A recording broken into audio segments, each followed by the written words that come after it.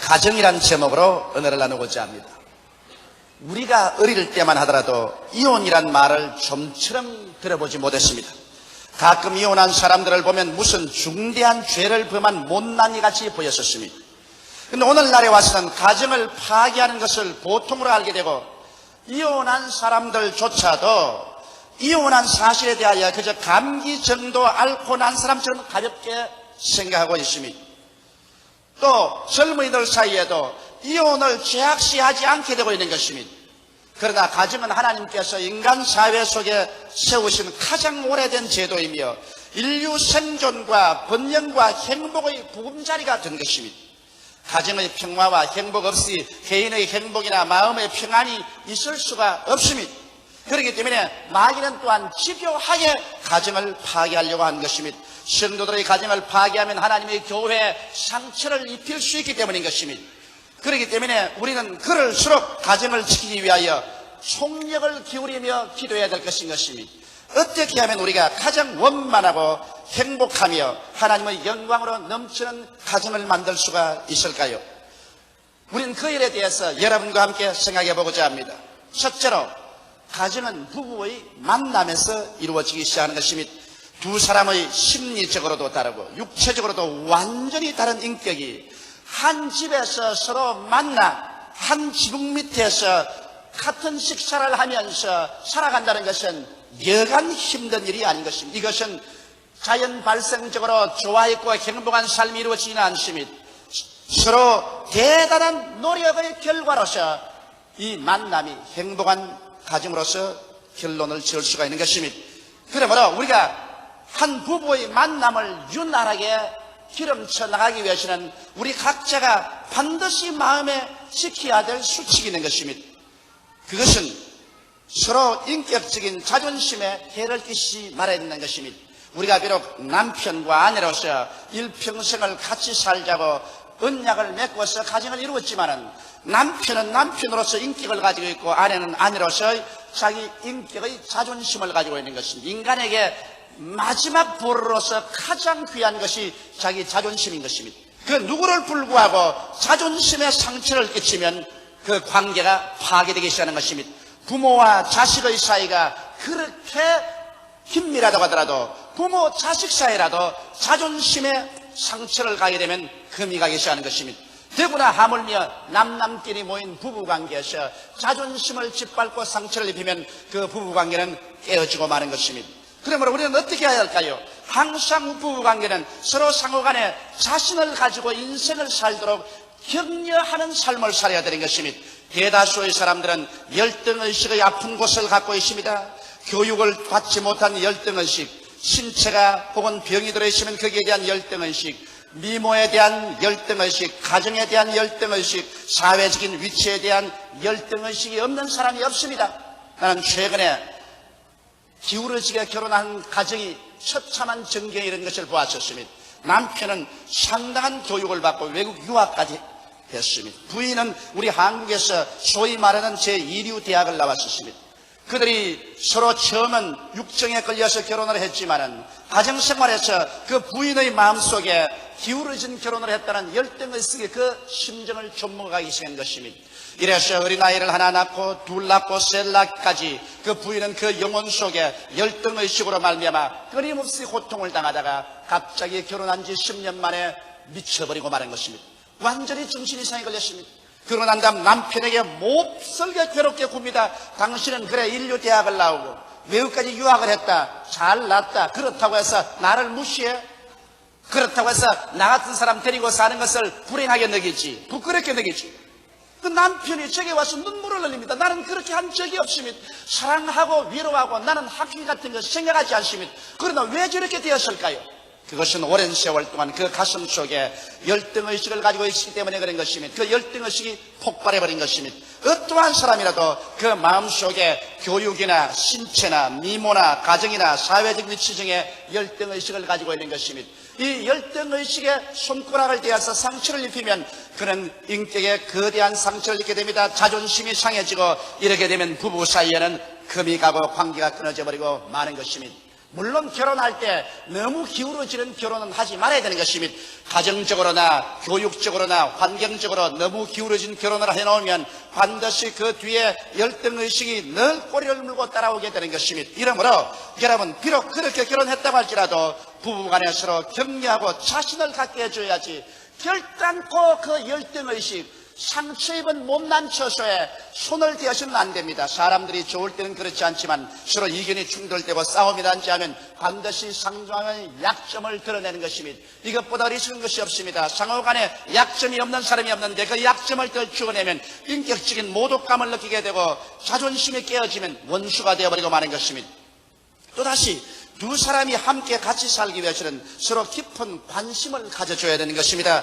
무시당한 감정이나 무관심하다는 느낌을 마음에 품게 되면 마음이 삐뚤어지게 되고 매사에 곡해하게 되는 것입니다. 사람이 소외당한다고 생각할 때 그 마음속에 우울한 인격이 되고 마는 것입니다. 그러므로 같이 한 가정에 살면은 원든 원치 않든 여러분 상호간에 무시를 하지 말아야 되는 것입니다. 서로 내가 무시하지 않았다고 할지라도 무시했다고 느낌을 느낄 만한 그런 징조를 보여주는 안 되는 것입니다. 이렇기 때문에 남편이 직장에서 돌아올 때라도 부인이 아무리 바쁜 일을 하다가도 빨리 나가서 여보 이제 오십니까?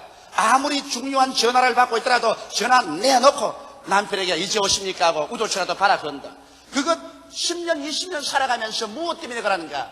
그것은 남편에게 무시당한 감정을 주지 않기 위해 그런 것입니다. 사람은 항상 같이 살면서 나를 혹시 무시하지 않느냐, 나를 등하지 않느냐, 거기에 대한 날카로운 감정을 가지고 있는 것입니다. 만일 내가 무시당하고 있다, 내가 등한당하고 있다고 생각하면 그때로부터 마음이 우울해지고 마음이 곡해되고 삐뚤어지는 것입니다. 이렇기 때문에 절대로 상대방을 무시하거나 등한히 한다는 그런 감정이 일어나지 말게 되는 것입니다. 그러므로 아내도 언제나 남편에게 정성스럽게 그러한 무시당한 감정이나 등한이 되는 감정이 없도록 해야 되겠고, 남편도 아내에게 그러한 감정이 일어나지 않도록 세심한 주의를 하고서 서로 돌보아주면 소외된 우울한 인격이 되지 않고 마는 것입니다. 가정의 명랑한 기분이 사라지고 서로 서먹서먹해지고 우울하게 되는 것은 서로 무시하고 멸시했다는 감정이 생기게 될 때 이와 같은 상처가 오게 되는 것입니다. 또 한 가족이라는 것은 서로 상처 입었을 때 깊은 애정으로 감싸줘야 되는 것입니다. 인간은 사회생활에서 좌절될 때가 많습니다. 사람이 좌절되면 그때는 자학을 합니다. 나 같은 사람 살아갈 필요가 없다. 그래서 늦게도 자고 일찍 일어나기도 하고 혹은 해가 돋을대로 잘 때도 있고, 혹은 밥을 먹다가 안 먹다가 보통 안 믿는 사람들은 술 취하고, 그래서 심한 자학을 합니다. 부인들은 화장도 하지 않고 몸을 간수하지도 않습니다. 이와 같은 좌절감으로서 자학증에 빠졌을 때 그것을 그대로 내버려 두면 부부간의 관계는 깨어지고 마는 것입니다. 이럴 때 버림받은 감정을 가지고 방황할 때 그때야말로 깊은 애정과 위로가 필요한 것입니다. 무조건하고 감싸주고 사랑으로 붙들어주는 이것이 부부인 것입니다. 남이야 우리가 좌절당하고 버림받은 심정을 당했을 때 그 몸을 밟고 지나가 버리고 마는 것입니다. 그러나 한 부부로서 한 가정에 같이 산다는 의미가 어디에 있습니까? 우리가 좌절되고 낙심되고 버림받은 감정으로 좌학정에 빠져서 몸부림칠 때 그때 무한한 애정과 동정과 사랑으로 품어주는 이것이 부부관계가 아니겠습니까? 이와 같은 것이 있어야 부부의 만남이 성공하고 살아갈 수가 있는 것입니다. 한 가정이 성공 실패하는 것은 그 부부간에 얼마나 이런 일에 관해서 깊이 마음에 관심을 가지고서 애를 쓰느냐 안 쓰느냐에 달려있는 것입니다. 가정의 행복이라는 것은 절대로 우연이 되지 아니하는 것입니다. 그뿐 아니라 이제 상대방의 성격을 최대한도로 용납하는 것을 배워야 되는 것입니다. 수많은 가정이 성격 차이를 극복 못하고 파괴되는 것입니다. 성격은 순환은 되어도 근본적으로 변화는 안 됩니다. 일단 여러분 결혼했으면 이제는 성격이 어떻게 되었든 그 성격을 순화시켜서 살아야지, 그 성격 전체를 뿌리채 변화되기를 기대해서 저 사람의 성격을 내 구미에 맞도록 만들려고, 남편은 아내를 구박해서 내 성격에 맞도록 하려고, 아내는 남편에게 압력을 가해서 그 성격이 아내의 성격에 맞도록 하려고 애쓰는 것은 어리석은 일인 것입니다. 왜냐하면 하나님께서 사람을 만들어 내실 때 벌써 사람에게 다양다종의 성격을 허락해 놓은 것입니다. 하나님이 만들어 놓으신 그 그릇을 사람 마음대로 변화시킬 수가 없는 것입니다. 더러워진 성격을 그리스도의 보혈로 씻고 성령으로 순화시킬 수 있지만은 성격의 근본 바탕은 변하지 않아요. 성격이 급한 사람, 성격이 느릿느릿한 사람, 꼼꼼한 사람, 대범한 사람, 이런 성격 자체는 절대로 변화시킬 수가 없는 것입니다. 이렇기 때문에 이와 같은 성격을 가진 사람들이 서로 모아서 조화있게 살기 위해서는 이해하려고 최대의 노력을 해야 되는 것입니다. 왜 저 사람은 나와 같지 않나 그렇게 생각하지 말고, 저 사람은 저 사람으로서의 하나님이 저렇게 만들어 주셨으니 저렇게 살 수밖에 없다는 이해를 마음속에 넓혀야 하는 것입니다. 이해심이 없이 살면 언제나 충돌을 하고 마는 것입니다. 그러고 난 다음 동정을 해야 되는 것입니다. 서로 불쌍히 느끼는 마음, 인생을 같이 살면서 서로 불쌍히 느끼지 않고는 인생을 유난하게 살아갈 수가 없는 것입니다. 그러고 난 다음 남편이 아내의 성격에 맞지 않고 아내가 남편의 성격에 맞지 않더라도 이것을 결혼하고 살면은 자기의 십자가로 받아들여야 되는 것입니다. 이것이 내 십자가다. 그러므로 내가 일단 결혼했으니 내 아내가 나의 십자가다, 남편이 나의 십자가다. 이 십자가는 벗으려고 하지 말고 매달려서 죽어야 할 십자가이기 때문에 십자가를 걸머쥐고 살아야 되는 것입니다. 인생을 여러분 100% 원만하게 만족해서 사는 사람은 없습니다. 그렇게 된다면 이 세상은 천당이 되고 말 것인 것입니다.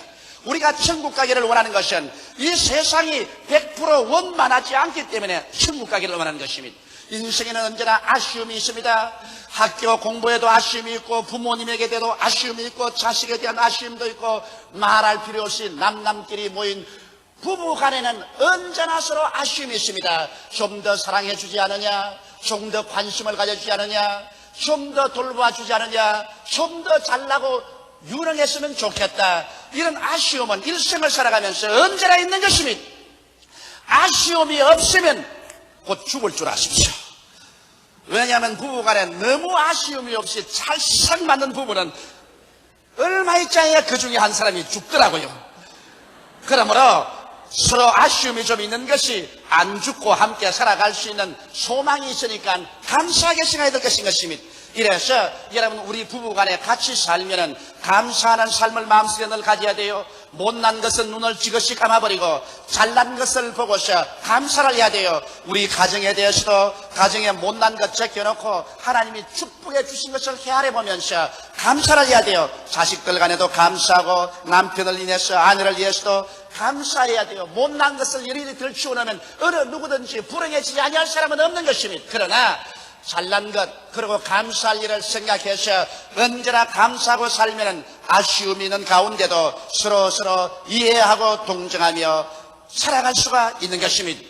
둘째로, 여러분, 우리가 인생을 살아갈 때 하나님께서 제시한 성경의 부부의 룰은 반드시 지켜야 하는 것입니다. 경기를 할 때도 아무리 한 팀이 경기를 따른다고 해도 룰을 어겨버리면 그 경기는 실패하고 마는 것입니다. 법을 따라 경기해야지, 법을 버리고서 아무리 경기를 잘해봤자 그 경기는 무효가 되고 마는 것입니다. 가정도 그렇습니다. 남편이나 아내가 특출하게 잘나서 위대하다고 하더라도 하나님께서 내세워놓은 성경의 룰을 어기면 안 됩니다. 왜? 우주도 하나님이 지으셨고 가정도 하나님이 만드신 것입니다. 인생도 하나님이 지으신 것입니다. 룰은 하나님이 법칙을 세운 것입니다. 이 법대로 따라서 하면은 너희가 행복하겠다 했는데, 이 하나님의 법을 우리가 문명이 발달되었다고, 인권이 향상되었다고 해서 그 법을 짓밟아버리고 무시하고 나가려고 할 때 벌써 하나님에 대한 법의 어김으로 말미암아 축복에서 떨어져 나가게 되는 것입니다. 그러면 하나님의 법은 가정에 대해서 뭐라고 말씀하실까요? 성경은 말씀하기를 아내들이여 남편에게 복종하기를 주께 하라. 굉장히 엄한 명령인 것입니다. 여러분, 아내가 남편을 섬기는 것은 마치 예수 그리스도를 섬기는 것과 동등하게 섬기는 것입니다. 이것이 하나님께서 세워놓은 룰입니다. 어떠한 사람에게는 그건 남존 여비의 사상이다. 요사이 같이 과학이 발달되고 인권이 신장된 세계에서 누가 그런 소리를 하느냐? 그렇게 말하고 싶거든 자기 마음대로 하라고. 그러나 여러분, 이 룰을 세우신 분은 하나님이시요, 가정을 세우신 분도 하나님이신 것입니다. 하나님의 뜻을 어기고 난 다음 해를 주시고 비를 주시고 공기를 주시고 우리의 생명을 주신 하나님께 등을 돌리고 난 다음 행복한 인생이란 있을 수가 없는 것입니다. 이러기 때문에 여러분 아내들이 언제나 알아야 될 것은 남편에게 복종하기를 죽게 하라는 것을 잊지 말아야 되는 것입니다. 물론 아내는 아내로서의 하나님께서 돕는 배필로서의 지혜와 총명을 주셨기 때문에 언제나 뒤에서 남편에게 잘 말로서 지혜를 나누고 지식을 나누고 판단력을 줄 수가 있습니다. 그렇게 해서 일단 남편을 뒤에서 도와줘서 남편이 결정하고 난 다음에는 부인이 절대로 복종할 것입니다. 마치 주님 말씀을 듣고 난 다음 복종하듯이 남편에게 복종해야 되는 것입니다. 마치 성경은 남편이 아내의 머리됨이 그리스도께서 교회의 머리됨과 같다 했으니 신체가 머리를 순종하지 않으면 중풍병 환자가 되어버리고 마는 것입니다. 이와 같이 오늘날 중풍병 환자가 된 집이 많아요. 가정이 쩔뚝발이가 돼서 이런 가정들이 얼마나 많은지 몰라요. 이렇게. 그건 왜냐? 하나님의 법을 어기어서 머리 되는 남편을 제껴버리고 부인이 앞섰기 때문인 것입니다. 아무리 여러분 한 가정에서 부인이 남편보다 탁월하게 머리도 좋고 판단력도 잘났다고 할지라도 룰은 룰입니다. 법은 어길 수가 없어요. 지가 아무리 장거리 잘 뛴다고 해서 마라손을 하는데 여기에서 부산으로 뛰는데 나는 부산으로 안 뛰고 평양으로 뛰겠다고 뛰어버리면 평양에 가서 포로로 잡히는 것밖에 아무것도 없습니다. 이러므로 부인이 아무리 잘났을지라도 한 가정의 룰은 룰입니다. 남편이 못난 남편도 그 가정의 머리입니다. 잘났으면 뒤에서 운전을 잘해주면 돼요. 머리가 잘 움직이도록 손발이 도와서 머리를 잘 움직이도록 도와주고 난 다음에 그 머리 받들어서 살아야지. 머리 나쁘다고 해서 잘라버리면 몸통도 같이 죽어버리고 마는 것입니다. 그러므로 못난 머리는 수족이 합쳐서 잘 받들어주고 잘난 머리는 뭐 수족이 안 받들어줘도 수족을 명령해서 잘 이끌어갈 테니 좋고 여하간 남편이 한 가정의 머리 된 것은 여러분 육체의 머리가 몸 전체를 지배하는 것과 같기 때문에 그것을 잊지 말아야 되는 것입니다. 이 룰을 어기고 나면 가정에 불행합니다. 나는 수많은 불행한 가정을 보았습니다. 부인이 주장이 된 가정을 보니까 남편이 좌절감에 빠져서 술 먹고 방탕하고 자식들은 순종하지 않고 가정이 콩가루 집안이 되는 것 보았었습니다. 아버지가 가정의 머리로서 룰에 서게 되면 또 아내가 그 남편의 머리를 받들면 자녀들도 순종하고 가정이 질서가 서고 편안하게 되는 것입니다. 그 다음 성경은 또 말하기를 남편들에게는 아내 사랑하기를 그리스도께서 교회를 사랑하시고 자신을 주심같이 하라고 했으므로 거대한 헌신적인 사랑을 하나님께서 요구하고 있는 것입니다.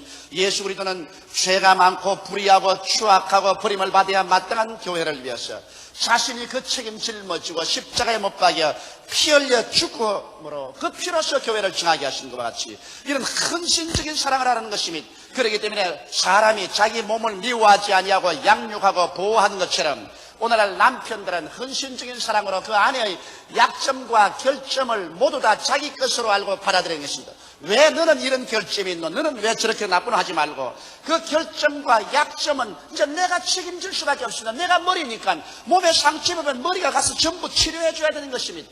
이러므로 부인의 못난 것을 나의 책임으로 걸머쥐고 난 다음에는 미워하지 말고 사랑해야 되는 것입니다. 여러분 미워하면 나도 불행하고 상대방도 불행해지는 것입니다. 이러므로 일단 결혼하고 난 다음에 사랑해야 돼요. 여러분 결혼하기 전에 눈을 크게 뜨고 좋은 사람을 찾아서 결혼을 하고 결혼하고 난 다음에는 눈을 지그시 감고 살아야 되는 것입니다. 그때부터는 눈을 크게 뜨면 안 돼요. 그때는 지그시 감고 결점이 보이지 않도록 하고서 여러분이 살아야만 되는 것입니다. 이러므로 좋은 점만 자꾸 찾고 미운 점을 찾지 말아야 되고 그러고 난 다음 아내를 양육해야 됩니다. 있는 힘을 다해서 돈벌이 해와서 잘 먹이고 잘 입히고 잘 살려야죠. 자기 아내로 데려와서 그 위에 머리 노릇 하려면은 머리는 그 몸을 잘 먹이고 잘 입히고 잘 살려야 되는 것입니다. 그건 있는 힘을 다해서 그렇다고 해서 화찬란하게 사치를 시키라는 것이 아닙니다. 그러나 남편은 있는 힘을 다해서 해야지 자기 아내도 돌보지 못하면서 나가서 술이나 먹고 방탕하고 자기 스스로 사치하고 음란하고 이런 남편들이 많습니다. 이것은 머리 중에도 암이 걸린 머리인 것입니다.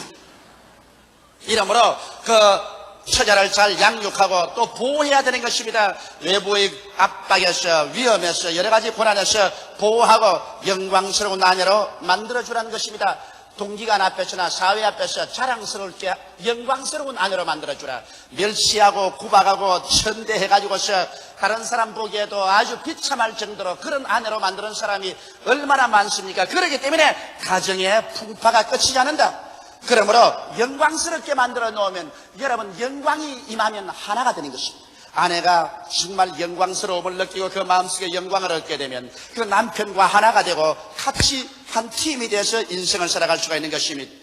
그것뿐 아니라 또 하나님이 제시한 룰은 부모와 자녀 관계에 대한 기록이 있습니다. 에베소서 6장 1절로 4절에 보면 자녀들아 너희 부모를 주 안에서 순종하라. 이것이 옳으니라. 내 아버지와 어머니를 공경하라. 이것이 약속 있는 첫째 계명이니 이는 내가 잘되고 땅에서 장수하리라. 또 아비들아 너희 자녀를 노엽게 하지 말고 오직 주의 교양과 훈계로 양육하라.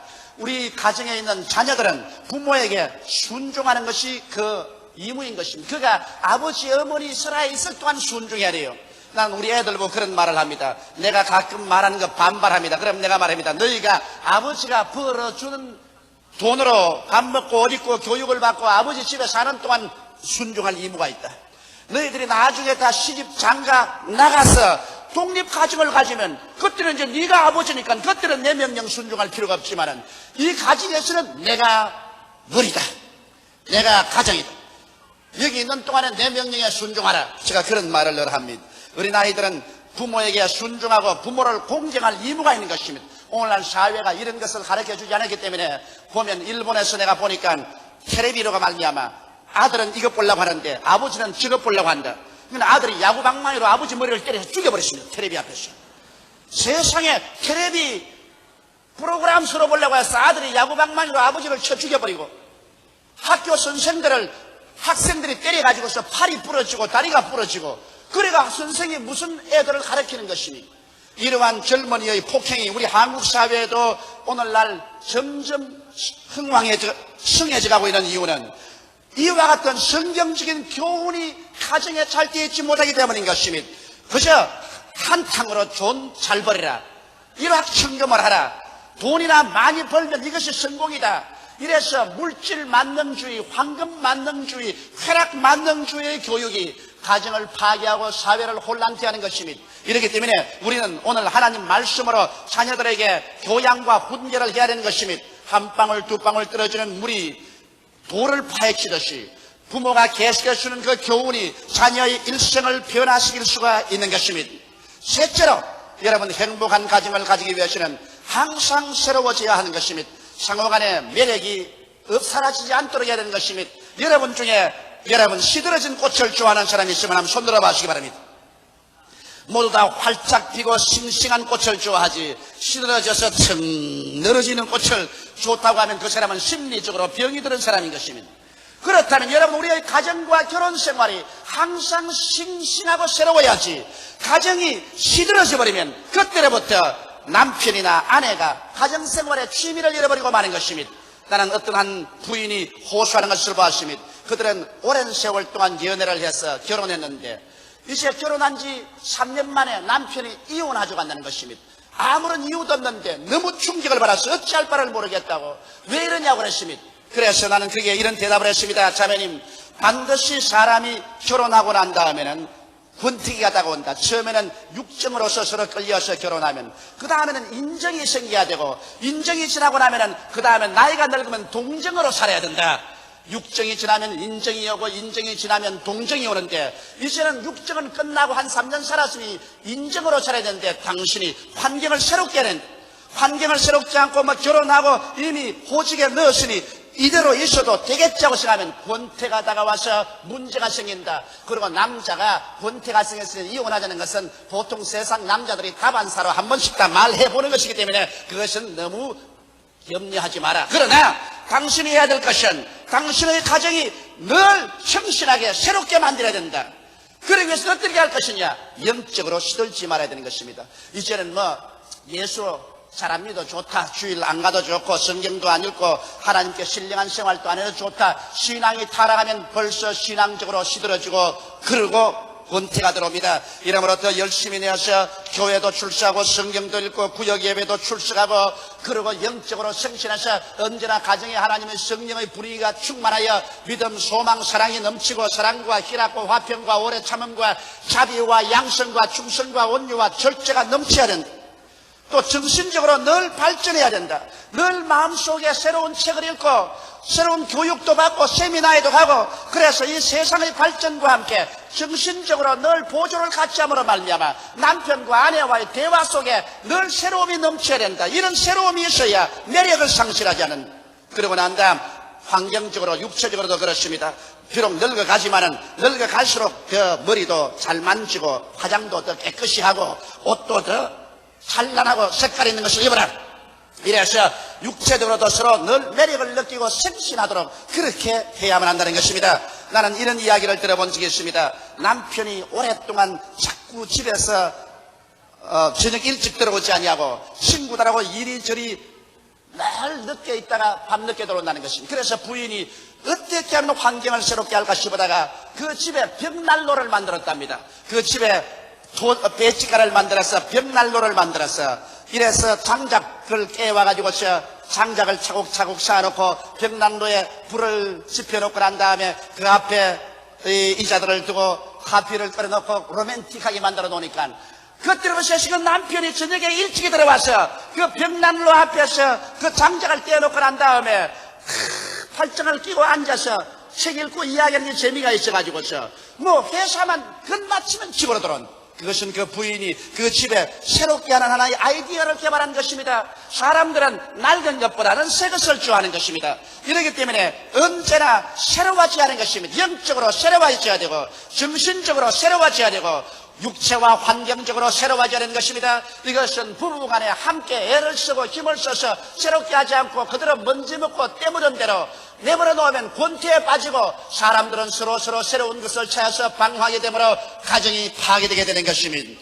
행복한 가정이란 어느 한 사람의 노력만으로는 되지 않습니다. 그렇다고 해서 자연히 행복이 굴러 들어오지는 않습니다. 행복한 가정은 부부 상호간에 이와 같이 꾸준한 노력의 결실로서 아름다운 열매를 수확하게 되는 것입니다. 이러므로 여러분은 그리스도 안에서 하나님의 은총 속에 한 사람도 불행한 가정을 만들지 않게 되기를 주님의 이름으로 축원합니다. 다 같이 고개 숙여 기도드리겠습니다. 살아계시고 거룩하신 아버지 하나님, 우리는 다 불완전한 사람들이 모여서 함께 삽니다. 불완전한 남자, 불완전한 여자들이 모여서 세운 가정은 불완전한 가정인 것입니다. 이 불완전한 가정을 완전케 해주실 수 있는 분은 예수 그리스도밖에 없는 것을 알게 하여 주시옵소서. 하나의 혼인잔치에 와서 포도주가 떨어졌을 때 물을 변하여 포도주로 만들어서 불완전한 결혼식이 완전한 결혼식이 되도록 해주신 것은 예수님이시옵나이다. 오늘날 또 예수님께서 우리의 가정에 들어오셔서 우리 불완전한 가정을 완전하게 만들어 주시옵소서. 하나님 아버지, 우리 부부가 서로 마음의 결심을 하고 애를 쓰고 힘을 써서 좋은 가정을 만들어 나가도록 노력할 때 가정에서 아름다운 행복의 꽃이 핀다는 것을 우리가 명심하게 도와주시옵소서. 예수님 이름 받들어 기도드리옵나이다. 아멘.